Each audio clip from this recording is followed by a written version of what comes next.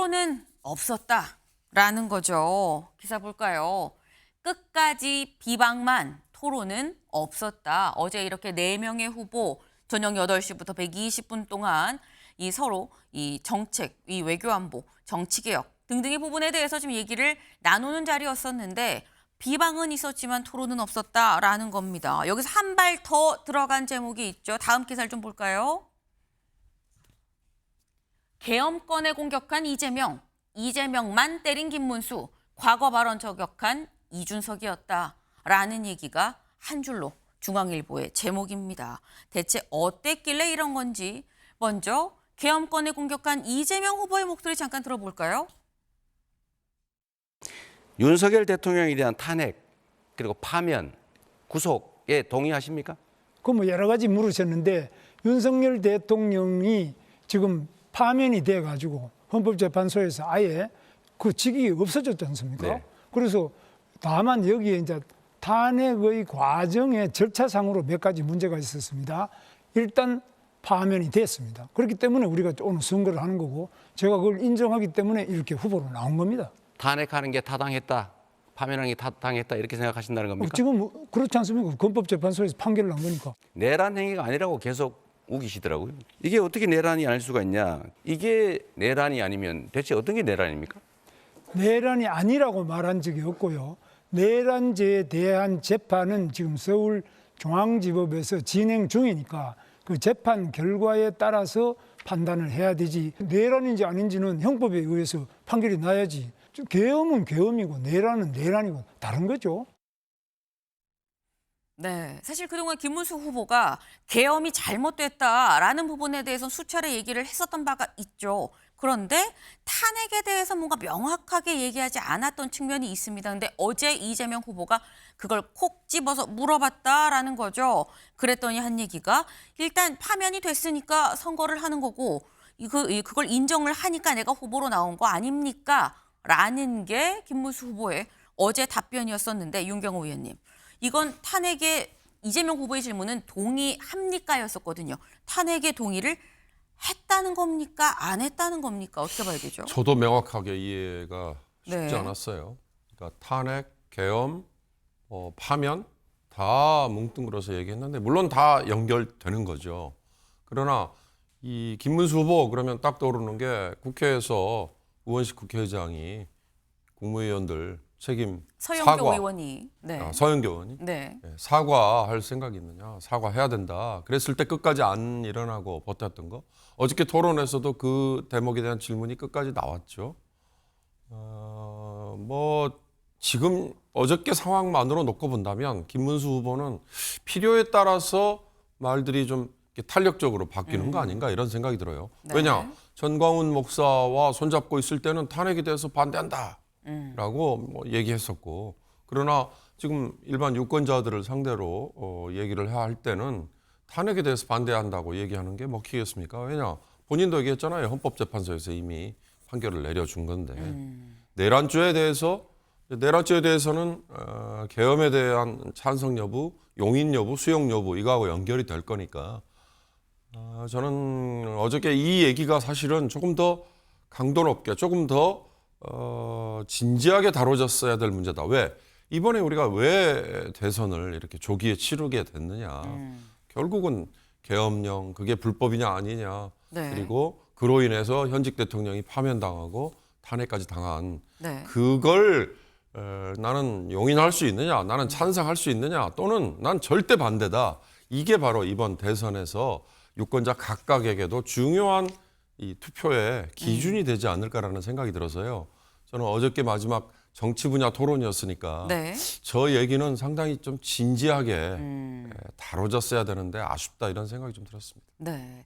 어제 토론이 좀 아쉬웠다. 그리고 김문수 후보의 얘기는 글쎄 정확하게 어떤 입장이라고 얘기하는 건지 나도 잘 봤지만 잘 모르겠더라. 좀 탄력적으로 답하는 거 아니겠느냐라는 말씀을 지금 하셨어요. 최수영 위원님. 이재명 후보의 질문은 탄핵에 동의하십니까? 물었는데 인정하니까 후보로 내가 나온 거 아닙니까? 라고 얘기했거든요. 이건 답변이 될 수 있는 겁니까? 그렇죠. 인정하니까. 그러니까 네. 결국에는 수용했기 때문에 우리가 이제 그걸 가지고 당내 경선 거쳐서 나를 후보로 선출한 것 아니냐. 명시적으로 제도적으로 우리가 이거를 거부할 방법은 없었다. 뭐 이런 얘기인데요. 저는 이제 어제 보면서 이제 사실 이제 TV 토론의 특성이 떠올랐어요. 이제 정책 이론에 따르면은 네. TV 토론이 실질적으로 유권자들의 마음을 원래 지지했던 마음을 변환시키는 전환 효과보다는 오히려 그걸 통해서 내 신념을 더 강화시키는 강화 효과가 더 많다는 분석입니다. 그러니까 실제로 이동하는 그 스윙 보트들은 그렇게 많지 않다라는 거죠. 그런 측면에서 어제 그런 이론에 따르면은 네. 각자가 내 진영에 있는 사람들에게 좀 강력하게 나를 지지하는 게 맞아요라고 얘기한 겁니다. 그러니까 이재명 후보는 내란 세력이라는 프레임을 집요하게 꺼내들어서 다시 이번 선거의 특성과 본질을 환기시키는 거고 네. 김문수 후보는 어떻게든 그 양쪽의 지지층 그러니까 합리적인 얘기를 원하는 중도층과 그다음에 또 하나 자신을 뽑아준 어떤 보수 주류의 사람들에 대해서도 안고 가야 되는 그 이중적 딜레마에 갇혀 있기 때문에 그 답변이 좀 애매모호한 지점 네. 지금 윤 의원님 말씀하신 것처럼 애매모호한 지점 왔다 갔다 할 수밖에 없었는데 본질적으로 놓고 보면 이번 탄핵에 대해서 다 수용하고 그다음에 계엄에 대해서 내가 반대했고 그래서 이번 선거 치러지는 거기 때문에 내가 나온 것이고 전반적인 기류는 본인은 인정하긴 하는데 그렇게 시원하게 할 수 없었던 그런 이중적 딜레마는 있었다. 저는 그렇게 평가하겠습니다. 네. 지금 말씀이 어제 토론을 보니까 뭔가 이 나를 지지 않는 사람을 내 쪽으로 끌어들인다기보다는 내 원래 집토끼들에 대해서 좀 더 호소를 하는 그런 측면이 있었던 것 같다. 결집 효과만 있었던 거 아니겠느냐라는 말씀을 지금 하셨어요. 지금 어제 이 뭐 내란, 뭐 이 12.3 뭐 비상계엄 이런 단어들이 어제 막 나왔었다라는 거죠. 그리고 더불어서 이재명, 김문수 후보 사이에 이런 공방도 벌어졌습니다. 직접 들어보고 오실까요? 김문수 후보는 윤석열 아바타다. 김문수 후보가 당선이 되면 상황 윤석열이 즉 반란수계가 귀환한다. 이 내란죄로 유죄를 받으면 윤석열 전 대통령 사면하실 겁니까? 거기에 대해서는 전혀 맞지 않는 질문을 하고 있습니다. 전혀 아직 재판 이제 시작한 사람을 보고 벌써 사면할 거냐 이런 문은 그런 질문은 성립하지도 않고 맞지 않는 질문입니다. 오히려 그러면 제가 이제 묻습니다. 그럼 이재명 후보가 대통령이 되면은 자기가 지은 죄에 대해서 5가지 지금 재판받는 거 전부 셀프 사면할 겁니까? 그건 이론적으로 불가능하죠. 네. 두 사람 이런 얘기를 했다라는 거죠. 이재명 후보. 당선되면 윤석열 전 대통령 사면할 겁니까? 라고 김문수 후보한테 물었고 김문수 후보는 또 이재명 후보한테 그럼 이재명 후보 본인이 되면 셀프 사면할 거예요? 라고 물어봤다라는 겁니다. 근데 지금 이 두 사람의 대화를 보면 윤경호 위원님. 어쨌거나 뭐 윤석열 전 대통령이든 뭐 이재명 후보든 뭐든지 간에 두 사람 중 하나가 대통령이 되면 누구라도 일단 사면이 그럼 되는 거야 라는 생각이 들기도 합니다. 어떻게 보셨습니까? 과거의 역사 때문에 저런 얘기들이 자연스럽게 떠올려진 걸 거라고 봅니다. 네. 전두환 노태우에 대해서 광주에서 그 수많은 사람을 학살했다. 그리고 군사 쿠데타로 집권을 했다. 그 내란죄 등등의 여러 죄로 뭐 징역받고 추징금 받고 했지만 97년 아니 2000 대선 네. 그 김대중 대통령이 당선되고 김영삼 전 대통령이 물러나는 시점에 두 전직 그리고 당선자 간에 서로 의견 조율 합의를 통해서 결국 뭐 불과 1년도 되지 않은 형살이 감옥살이 끝에 사면됐잖아요. 물론 복권은 나중 일입니다. 그런 것들이 그러니까 전직 대통령에 대한 어떻게 보면 뭐 정치적인 탄압이다. 이제 이렇게 접근을 하다 보면 그런 조치들이 취해질 수 있죠. 그러나 과연 지내놓고 보면 이 역사의 평가에서 그게 정치적인 탄압인지 아니면 정말 총칼을 가지고 그런 군사 쿠데타를 통해서 또 우리 군인이 동원돼서 그런 많은 사람들의 인명이 살상된 그런 아픔인데 그게 그렇게 사면이 될 수 있는 일이냐. 이번의 경우는 헌정 질서가 이렇게 무참하게 유린이 됐다. 그래서 파면도 되고 탄핵까지 됐다. 이건데 과연 그걸 없던 일로 그러면 사면을 하는 게 맞는 거냐. 전직 대통령에 대한 정치적인 탄압으로 접근을 할 수 있는 거냐. 이제 이런 문제 제기라고 저는 봐요. 그러니까 이건 이재명이라는 후보가 당선이 되든 김문수라는 후보가 당선이 되든 네. 똑같이 아마 여론, 언론 반응을 봐야 될 겁니다. 그렇지만 내란죄나 또는 앞으로 기소가 돼야겠지만 수사가 돼야겠지만 외환유치죄나 이런 것들은 관련 법에 무기징역 내지는 무기금고 또는 사형 이거밖에 없을 정도로 중한 벌로 지금 따지고 있잖아요. 그러니까 지금 사면이라는 얘기를 꺼내는 거는 정말로 섣부르고 어설픈 얘기다. 저건 그야말로 방금 최수영 의원이 한 얘기 집토끼들을 끌어모으기 위한 바로 그 얘기에 불과한 거라는 생각이 들었습니다. 네. 그 지금 말씀은 결국 이게 뭐 정치 보복성으로 양쪽에 지금 가해진 어떤 사법적인 이런 문제들이 정치 보복성이라는 어떤 전제가 좀 깔려 있기 때문에 지금 사면할 겁니까 안 할 겁니까 이런 얘기들이 지금 나오는 거 아니겠느냐라는 말씀을 하셨는데 최수영 의원님 네. 어떻게 보셨습니까? 그러니까 저는 어제 보면서 이제 상대에게 가장 그 좀 취약했던 부분들을 공략한다 이렇게 좀 보면 될 것 같아요. 그러니까 이재명 후보 입장에서는 김문수 후보를 공격할 때 가장 좋은 게 당신 윤석열 내란 방조범이지 이렇게 묻는 겁니다. 그 묻는 이유가 직접적으로 묻는 게 아니라 직접적으로 뭐 그렇게 이렇게 물으면 안 되니까 네. 당신 당선되면 윤석열 바로 사면할 거 아니야? 이렇게 물으면서 거기에 대해서 이제 말하자면 그 벗어날 수 없는 일종의 프레임을 씌우는 거죠. 근데 또 김문수 후보는 얘기하면 이재명 후보에게 가장 따라다니는 우리가 리스크가 뭐가 있다고 합니까? 사법 리스크 얘기하잖아요. 그러니까 지금 이재명 후보의 공직선거법 같은 경우도 뭐 행위를 삭제하고 뭐 여러 가지 지금부터 빌드업을 해가는 과정이니까 당신은 셀프 사면할 정도로 절대적 권력을 휘두를 거지라고 물으면서 가장 취약한 부분을 공격하는 거죠. 최근에 민주당을 또 공격하는 지점 중에 하나가 이재명 후보가 당선되면 조국 지금 감옥에 있는 조국 전 조국혁신당 대표가 네. 바로 사면된다는 건 아니에요. 그래서 그게 막 돌아다니니까 민주당에서는 그렇지 않다라고 또 해명하기 바빠요. 그러니까 상대방들이 가장 취약한 부분들을 어제 마지막으로 공격했는데 거기에서 저는 이거는 방어도 공격도 아니었다. 결국은 많은 국민들이 보면서 그래 정말 두 사람의 한계가 저런 거였구나라고 혀를 찰 수밖에 없는 그것을 반복함으로써 그래서 제가 드린 말씀이 어제 마지막 토론은 비전과 미래를 제시하기보다는 네. 상대가 갖고 있는 그 약점들을 공격하는 네거티브. 그래서 선거학 이론에 이런 게 있어요. 내 장점을 홍보하는 포지티브 10번보다 네. 상대의 약점을 공격하는 네거티브 한 방이 더 기표소 장막 안에서 유권자들에게 투표하는 행위에 효과적인 전략이라는 사실상 아하. 그런 이제 뭐 선거 캠페인 이론이 있긴 합니다. 네. 그런 측면에 충실했던 토론이 아닌가. 그러나 국민들은 우리 이제 일주일이면 5년의 삶을 책임질 대통령을 보고 싶어 했는데 지도자를 보고 싶어 했는데 한 진영의 리더들만 본 것 같아서 좀 아쉬운 대목이 든다는 말씀을 드립니다. 네, 오늘 많은 이론들이 지금 나오고 있습니다. 네, 지금 일단 이 기존의 이론으로 좀 따져봐도 이렇게 보면 결국 결집하는 효과만 있는 거 아니겠느냐라는 그런 취지의 말씀이에요. 이거는 방어도 아니고 공격도 아니고 이게 뭐냐라는 취지의 약간 비판적인 입장도 같이 좀 주셨는데 지금 저희가 어제 저녁에 있었던 토론이죠. 근데 김문수랑 이재명 후보 두 사람만 한 거야? 라고 생각하실 수도 있는데 아닙니다. 내가 토론 제일 잘해라고 자처하는 후보도 있죠. 누구냐? 이준석 후보입니다. 이준석 후보는 어제 토론 중에 갑자기 코끼리를 언급했습니다. 무슨 얘기인지 직접 들어보시죠. 지금 재판받는 거 보면은 2019년부터 2021년 10월까지 과일만 2,791만 원 정도 법인카드로 사셔가지고 사적 유용 때문에 재판받고 계신 거거든요. 과일이 평균 가격을 보니까요, 뭐 종류가 다양하겠죠. 1kg에 10,000원 정도 하던데요. 이 기준이라면은 2,800만 원어치의 과일을 2년 동안 드셨으면은 2.8톤입니다. 혹시 집에 뭐 코끼리 같은 거 키우십니까?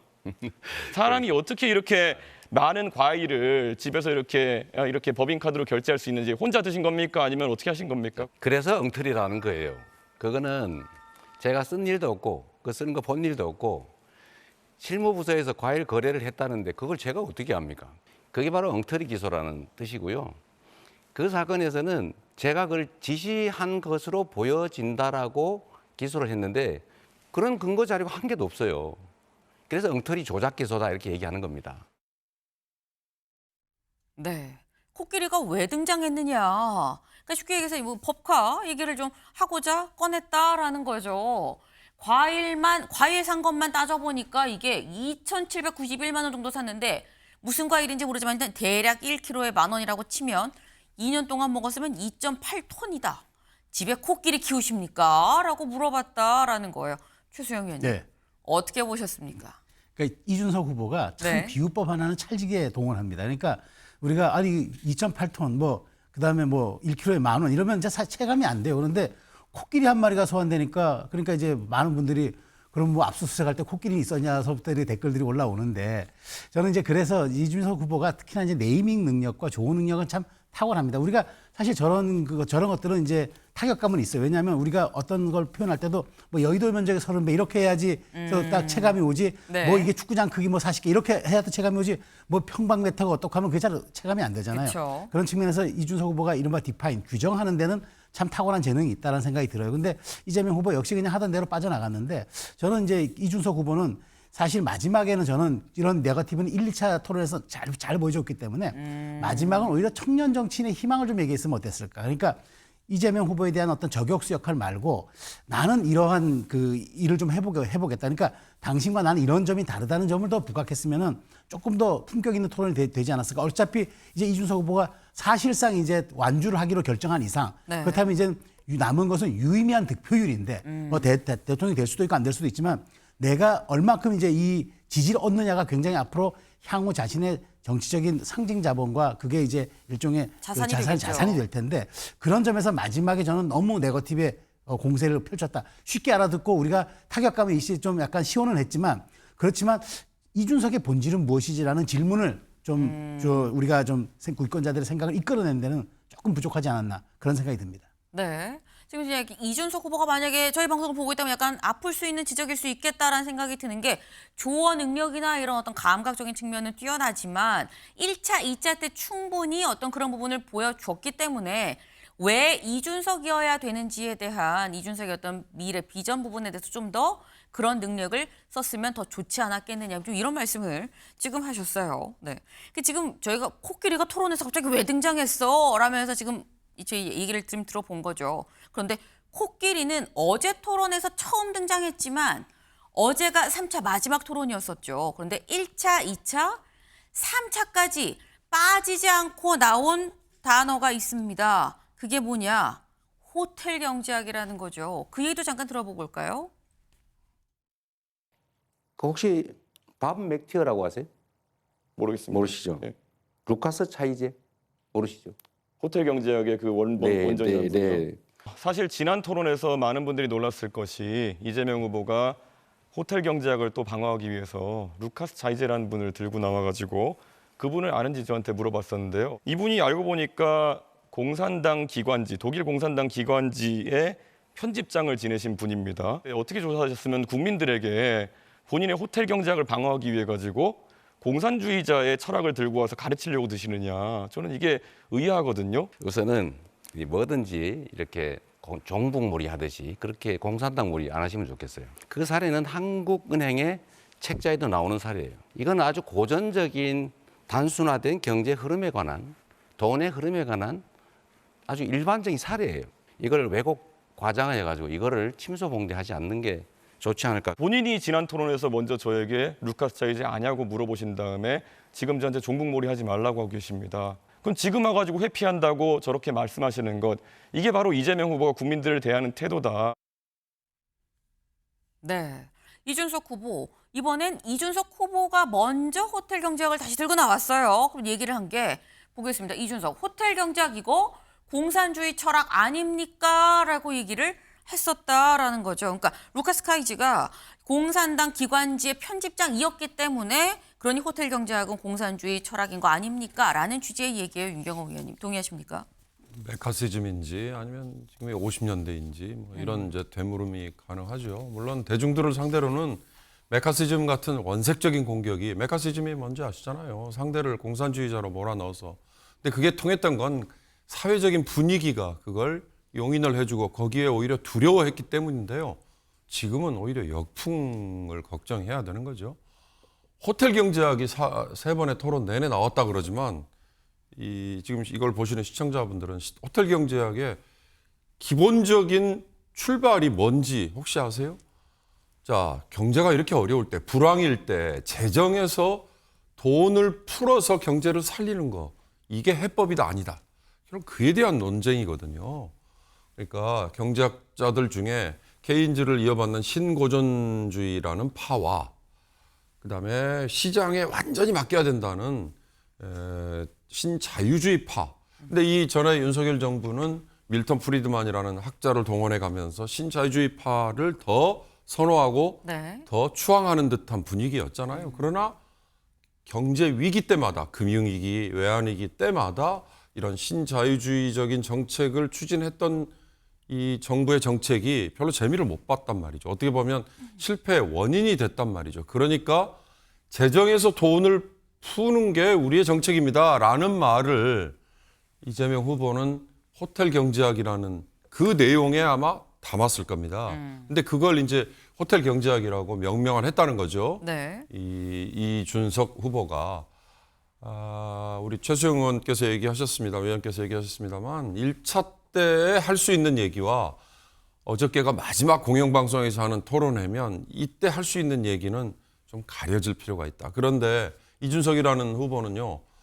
토론에 대해서는 잘 배우지 못한 것 같아요. 말싸움에 대해서는 아주 탁월한 재주를 본인이 유학간 하버든지 어딘지에서 배워온 것 같아요.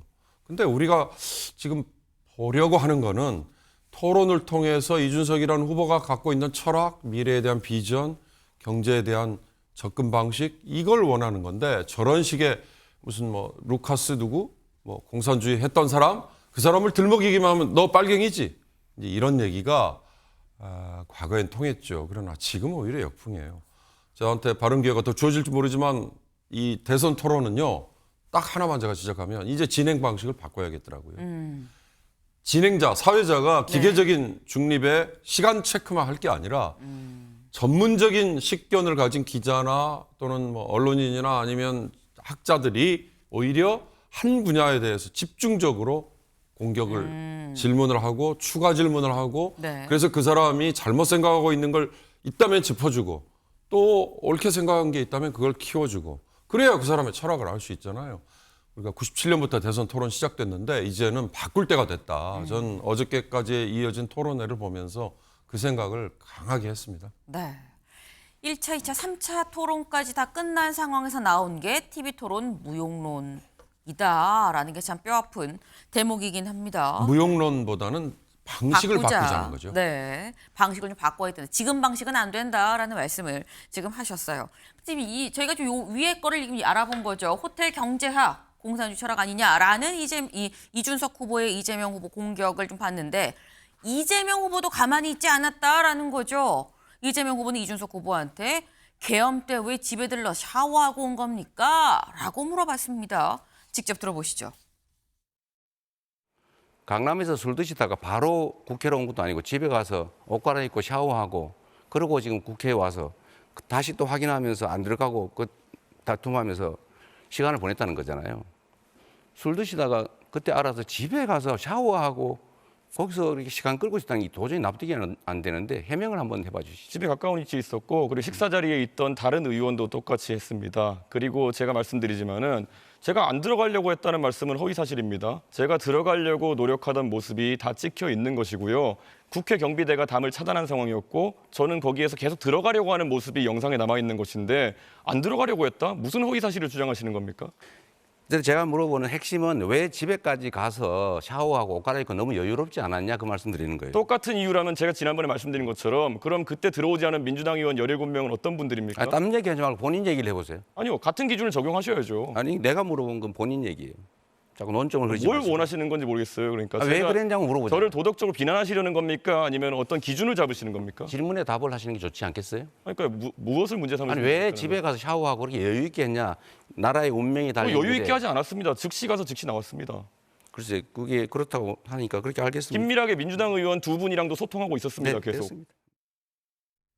네. 그 12.3 계엄, 비상계엄이 선언된 바로 그날 12월 3일 저녁에 왜 집에 들려 바로 즉각적으로 와야지. 뭐 시민들은 신발도 제대로 못 신고 그러고 막 뛰어나왔는데 왜 느긋하게 샤워하고 한 이거 반대 표결 안 하려고 꼼지락꼼지락 한 거 아니야? 라는 취지의 질문을 지금 이재명 후보가 한 것 같아요. 최수영 의원님. 그러니까 이재명 후보는 기승전 내란 프레임입니다. 그러니까 이 김문수 후보에게는 당신 윤석열 전 대통령의 동조자지 뭐 이렇게 이제 물으면서 네. 그 구석구로 몰아넣는 전략이고 이준석 후보에게는 표결에 참여하지 않았기 때문에 당신도 넓게 보면은 내란 세력의 동조자야라는 이제 그걸 각인시키는 거죠. 그러니까 집요하게 물고 늘어지잖아요. 그러니까 강남에서 술 먹었다. 뭐 집에 가서 샤워했다. 그러니까 동원할 수 있는 일종의 그 유권자들이 생각할 수 있는 거, 좀 느긋함이 좀 생각이 되고 그다음에 또 여유롭게 느낄 수 있는 단어들을 다 소환함으로써 이준석 후보에게 너 당신은 지금 새 정치를 표방하고 있고 청년 정치를 표방하고 있는 미래의 지도자라고 얘기하지만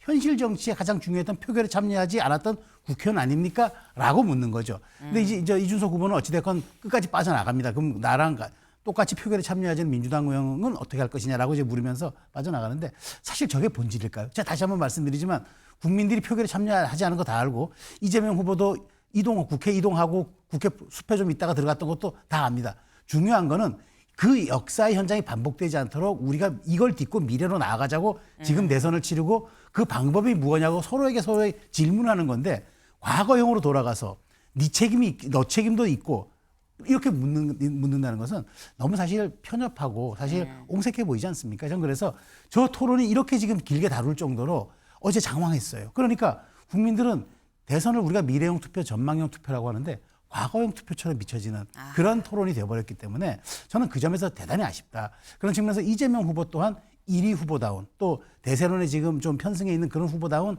그런 좀 아량과 군량을 보이지 못하고 그런 담대함과 비전도 못 보여줬다. 저도 그건 지적드리고 싶습니다. 네. 어제 있었던 이 TV 토론, 아까 말씀 중에 이런 말씀하셨죠. 이게 본질이냐라는 생각이 난 들었다라고 말씀을 하셨어요. 조선일보 기사 볼까요? 오늘 조선일보 1면에 이런 기사가 실렸습니다. 3번의 TV 토론인데 우물안 개구리 싸움만 했다라는 거죠. 문제는 더 이상의 TV 토론은 이제 없다라는 겁니다. 그런데 유권자들은 이 우물안 개구리 싸움만 보고 6일 뒤에 D-6일이죠. 오늘 6일 뒤에 투표를 해야 된다는 거. 집에 온 공약지 꼼꼼하게 잘 밑줄 그어가면서 보고 투표하시길 좀 권해드립니다.